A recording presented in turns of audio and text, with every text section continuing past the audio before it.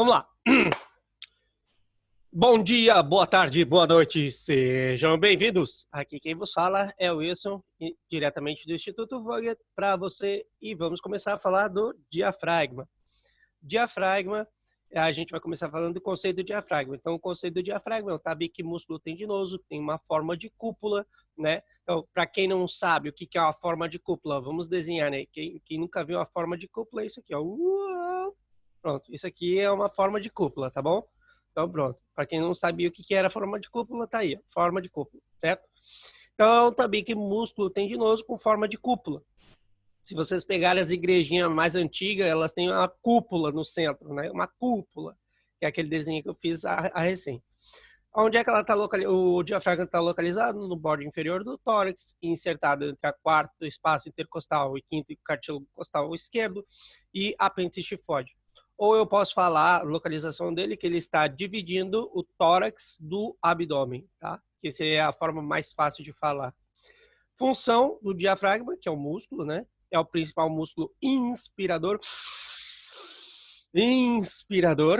né? E vai separar a cavidade torácica da cavidade abdominal.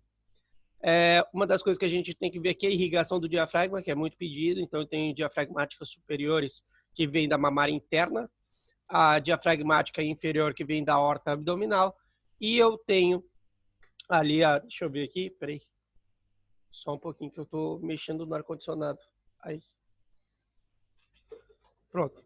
E eu tenho as diafragmáticas inferiores que vêm da aorta abdominal e as ramas das últimas intercostálias que fazem todo sentido, né? Ramas das últimas intercostálias, ou seja, são artérias que estão passando entre os espaços intercostais. O drenagem venoso é satélite, ou seja, eu tenho vena diafragmática superior, vena diafragmática inferior e as venas intercostais. O drenagem linfático é bem complexo do diafragma, né? Por ele ocupar uma região abrangente. Então, ele vai pegar linfonodos viscerais, linfonodos torácicos internos, linfonodos mediastínicos e linfonodos frênicos. A inervação do diafragma é dada pelo nervo frênico motriz, ou seja, a motora é nervo frênico, e a inervação sensitiva vai ser pelos nervos intercostais. Então, isso aqui é uma coisa que mais pergunto em todos os exames, na prova oral, prova escrita, prova intergaláctica, prova da puta que eu pariu, sempre vai perguntar isso aqui. Quais são os hiatos que a gente tem no músculo diafragma, tá? Então, para quem não sabe, hiato é um espaço, tá? Então, a gente vai ter o hiato, a gente tem 6 hiatos importantes, 6 hiatos, 6 orifícios. A gente tem o hiato esofágico, hiato aórtico, o hiato da vena cava, o hiato acessório, orifício de Larrey médio e orifício de Larrey lateral. Então, olha só, quando a gente vai observar o que são as estruturas, então a gente vai ver cada hiato no seu devido lugar. Então, o primeiro hiato que a gente vai ver é o hiato da vena cava, certo? Tem uma lógica de porque eu vou dar nessa ordem que eu vou falar para vocês os hiatos, porque a gente vai falar a níveis. Então, por exemplo, o hiato da vena cava está a nível de T8, o hiato esofágico está a nível de T10, o hiato aórtico está a nível de T12. Então, eu vou falar primeiro o hiato da vena cava, hiato esofágico e depois falar do hiato aórtico. O que eu preciso saber desses hiatos? O contenido. O contenido do hiato da vena cava vai ser a vena cava, o nervo frênico direito e vasos linfáticos, certo? Isso é o que eu preciso saber como contenido do hiato da vena cava, e eu tenho que saber que o hiato da vena cava está a nível de T8, que está bem aqui, ó. Deixa eu pegar o pauzinho. Ó, a nível de T8, certo? Então, o hiato da vena cava está a nível de T8, como contenido tem a vena cava, nervo frênico direito e os vasos linfáticos. Agora a gente vai falar de quem? A gente vai falar do hiato esofágico. Então, o hiato esofágico, ele vai ter como contenido o esôfago. Uau! Hiato esofágico, esôfago. Lógico, né? Lógico. E aí a gente tem que lembrar do trajeto do nervo vago, que ele se posicionava, o nervo vago direito ficava por detrás e o nervo vago esquerdo ficava por delante, tá? Isso é importante, isso é bonito, isso é extremamente notório quando o professor te pergunta do nervo vago e você fala do nervo vago. E também quando você está falando do hiato do esofágico, você tem que falar que o nervo vago direito vai para trás, o nervo vago esquerdo vai para frente, certo? Naquele movimento. Esse aqui é um esfíncter que ele é inteiramente muscular, né? E ele vai funcionar como um esfíncter tônico. Então tá aí, tem 3 contenidos. O hiato aórtico eu vou ter, olha só, hiato aórtico, ele vai receber o nome da estrutura mais importante. Qual é a estrutura mais importante para passar do hiato aórtico? A aorta. Então, hiato aórtico tem a aorta. E por que a gente fala aorta e não fala aorta ascendente, aorta descendente, aorta torácica, aorta abdominal? Não, a gente fala aorta. Por quê? Porque ele se encontra na divisão.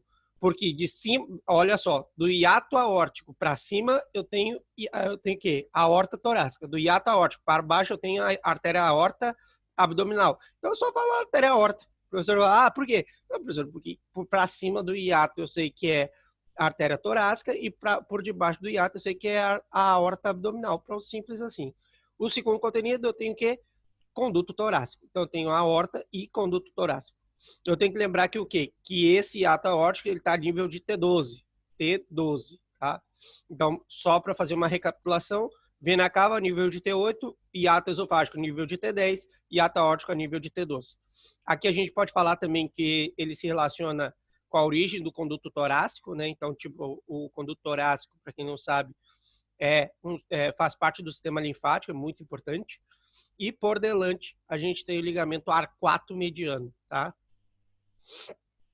Agora a gente vai falar dos hiatos que não são tão importantes assim, mas de vez em quando eles inventam de perguntar.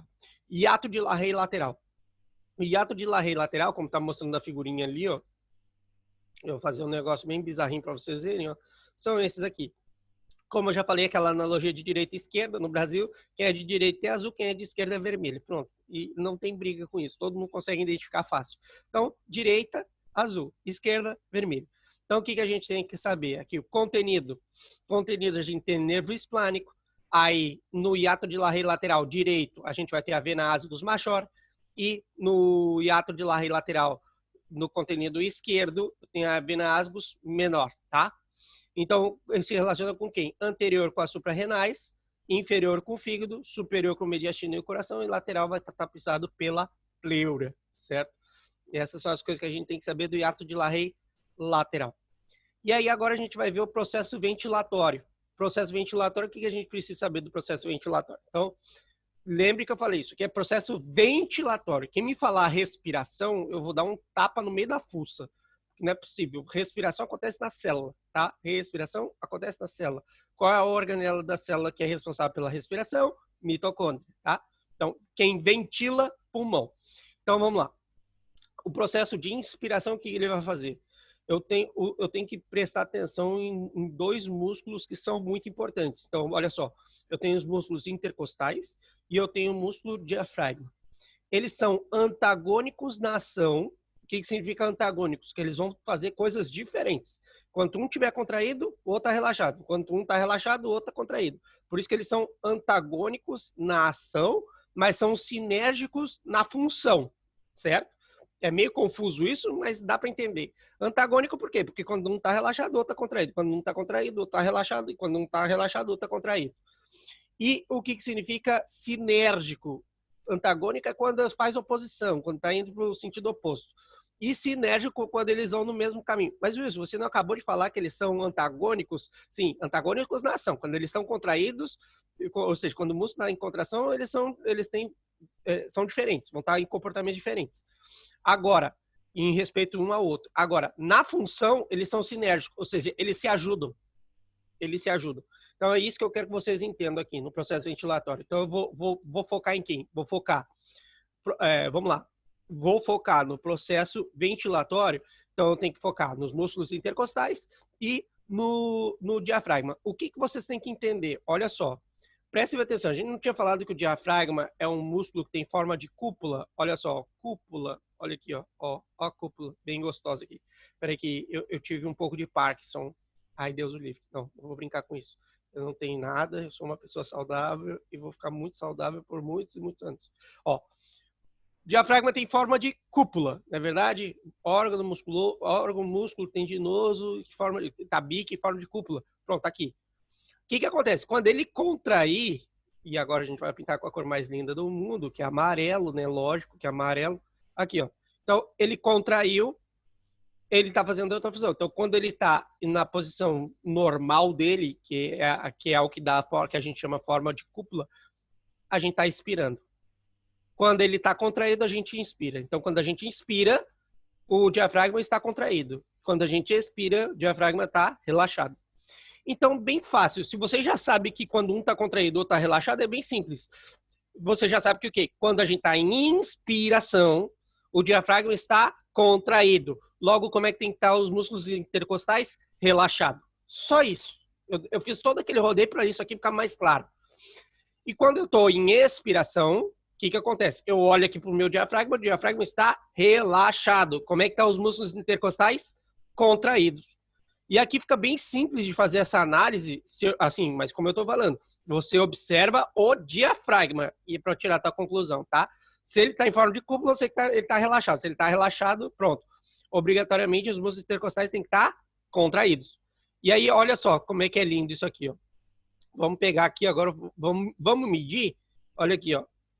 Ó. Esse aqui é aquela nossa reguinha ali, é para indicar o tamanho do espaço intercostal. Peraí, deixa eu pegar o negócio para selecionar aqui. Select. Ó, vou selecionar, tá? Eu vou colocar agora aqui. Vocês acham que tem o mesmo tamanho? Não. Tá menor. Nitidamente tá menor. Porque aqui, ó, o espaço intercostal aqui, ele tá aumentado. Porque quando eu estou em inspiração, o diafragma está contraído e os músculos intercostais estão relaxados. Logo, ele vai aumentar os espaços intercostais. Do contrário, se eu fizer a análise aqui, ó, quando ele está em expiração, eu pegar aqui, ó, eu consigo perceber o quê? Claramente que esse músculo, ele está o quê? Contraído. Porque o diafragma está relaxado. Então fica simples, fica fácil de poder fazer essa analogia, certo? Isso aqui talvez seja uma das coisas que são mais importantes na hora de você explicar para o professor como é que funciona o processo de ventilação, certo? Isso aqui vocês têm que saber, sim ou sim, tem que dominar, porque isso aqui é pergunta da prova final, da prova de tórax e abdômen, eles perguntam muito sobre isso aqui, tá? Diafragma é um assunto muito perguntado mesmo. E aqui, o que acontece? A gente vai descrever as inserções vertebrais do músculo diafragma. Então, o que acontece? Olha só, a gente tem que saber que tem uma parte interna e uma parte externa, né, das inserções. A parte interna, ela vai ter dois ases robustos musculares que vão constituir os pilares principais. E aí, o que acontece? A gente vai ver aqui, ó, pilar principal. Eu vou marcar com uma setinha igualzinho. Bom, já está aqui, né? Ó, se vocês pararem para analisar aqui, ó, eu tenho dois pilares. Eu tenho o pilar principal direito, pilar principal esquerdo. O pilar principal direito, se vocês baterem o olho ali, vocês conseguem enxergar. Ele é mais grosso, ele é mais largo que o pilar principal esquerdo. Em compensação, se a gente for parar para olhar o pilar principal esquerdo, o que acontece? O que a gente vê? A gente vê o seguinte, a gente vê uma inserção de L2 e nos meniscos. Enquanto que o pilar direito é muito mais largo e mais grosso, o que acontece? A gente tem a inserção de L1, L2 e L3, certo? Ou seja, L1, L2, L3, porque ele vai mais longe, ele tem um mais largo, mais grosso, certo? Então, aqui fica claro as inserções do diafragma, né? As inserções mais importantes. E com isso, a gente termina diafragma, certo? Agora a gente já vai começar com o sistema digestivo. Vou dar pausa aqui.